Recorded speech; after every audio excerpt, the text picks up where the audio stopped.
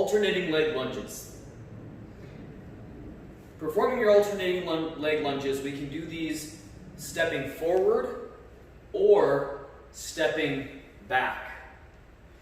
Usually, if you have knee issues, stepping back is going to be a little bit easier on the knees. Okay? Now, just for demonstration purposes, we're going to step forward. When we step, we want to make sure the hip, the knee, and the toe all remain in a perfect straight line. As we come down, we want to keep full hip extension, keeping that alignment. Gently kiss the knee down to the ground, step back up, and then switch legs. At no point should we see the knees cave in, right? We want to avoid the knee going out, but it's not quite as dangerous as the knee caving in. From the lateral view, we'll do a reverse lunge this time.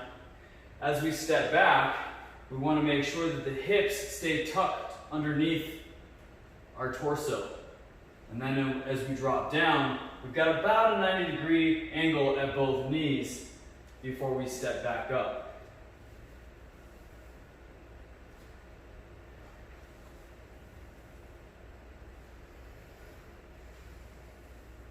If you're a runner and you want to practice good running mechanics, then you can alternate arms with your legs.